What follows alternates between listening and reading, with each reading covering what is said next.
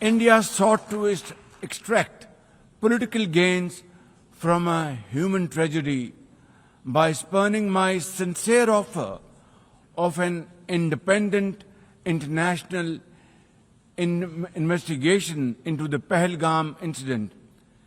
Instead, it attacked our cities and targeted our innocent civilians. When our territorial integrity and national security were violated, our response was in accordance with the right of self-defense under Article 51 of United Nations Charter. Our valiant armed forces, under the stellar leadership of Field Marshal Syed Asim Munir, mounted an operation of stunning professionalism, bravery, and acumen, repulsing the enemy's attack under Air Chief Marshal Zahir Babar Sidhu. Our falcons took flight and etched their answer across the skies, resulting in 7 of the Indian jets turned to scrap and dust. A decisive response.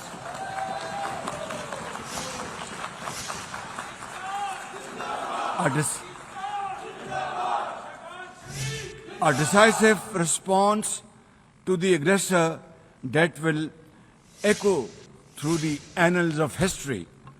To the decisive response to the aggressor that will echo through the annals of history. To the fearless architects of this victory, to every officer and soldier, heirs of our martyrs, their names are forever engraved in glory. To the mothers of our martyrs, their courage guides our path forward, and their sacrifice shall never be in vain, inshallah, God willing. And to every Pakistani, you stood as one unbreakable wall, a bunyanum marsus. Excellencies, though in a position of strength, Pakistan agreed to a ceasefire facilitated by President Donald Trump's bold and visionary leadership. We express our deep appreciation to him and his team for their active role in bringing about the ceasefire. President Trump's efforts for peace helped avert a more threatening war in South Asia. Had he not intervened timely and decisively, the consequences of a full-fledged war would have been catastrophic. Who would have lived to tell what happened? And therefore, in recognition of President Trump's wonderful and outstanding contribution to promote peace in our part of the world, Pakistan nominated him for Nobel Peace Prize. And I think this is the least we could do for his love for peace. And I think truly he's a man of peace. Ladies and gentlemen, we're also grateful to our friends and partners, including China, Turkey, Saudi Arabia, Qatar, Azerbaijan, Iran, UAE, and of course, UN Secretary General for extending their diplomatic support to Pakistan at this crucial time. Excellencies, we have won the war, and now we seek to win peace in our part of the world. And this is my most sincere and serious offer before this August Assembly of the World Nations. Pakistan stands ready for a composite, comprehensive, and result-oriented dialogue with India on all outstanding issues. South Asia requires, ladies and gentlemen, proactive rather than provocative leadership. India's unilateral and illegal attempt to hold the Indus Water Treaty in abeyance defies the provisions of the treaty itself, as well as the norms of international law.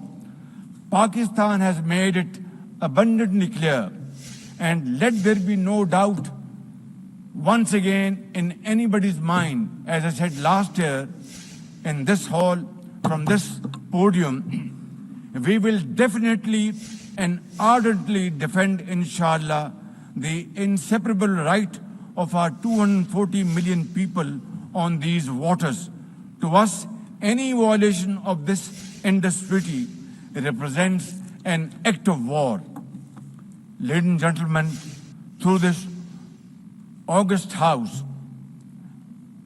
I wish to assure the Kashmiri people that I stand with them. The people of Pakistan stand with them. And one day soon, inshallah, India's tyranny in Kashmir will come to a grinding halt. Kashmir will gain its fundamental right to self-determination through an impartial plebiscite under the auspices of this very organization, United Nations. Excellencies, the plight of the Palestinian people is one of the most heart-wrenching tragedies of our times. This prolonged injustice is a stain on the global conscience and our collective moral failure. For nearly 80 years, the Palestinians have courageously endured Israel's brutal occupation of their homeland. In the West Bank, each passing day brings new brutality, illegal settlers who terrorize and kill with impunity, and nobody can challenge them and question them. And in Gaza, Israel's genocidal onslaught has unleashed unspeakable terror upon women and children in a manner we have not witnessed in annals of history.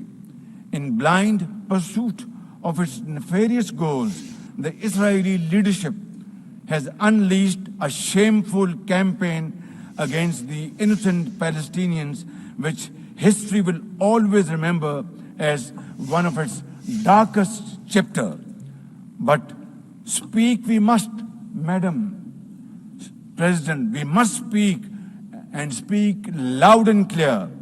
Our words are too little, too late for Hind Rajab, a child, nay, a little baby.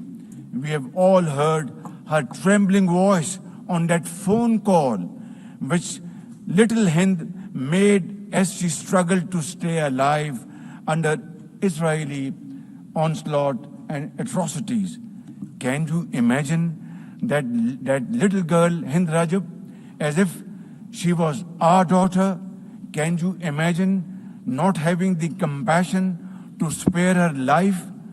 My agony and the agony of the entire Muslim Ummah, indeed, I think, the agony of all the nations on the planet is that we failed Hind Rajab, and she will not forgive us in this world and the world hereafter. As they say, ladies and gentlemen, the smallest coffins are the heaviest to carry. I, for one, would know, for I too carried the tiny coffin of a 7-year-old Irtiza Abbas during the recent confrontation with India. He was only 6 years old. Therefore, we cannot and we must not fail these children of Gaza or any child anywhere in the world. We must find a path to a ceasefire now and just now. Pakistan firmly supports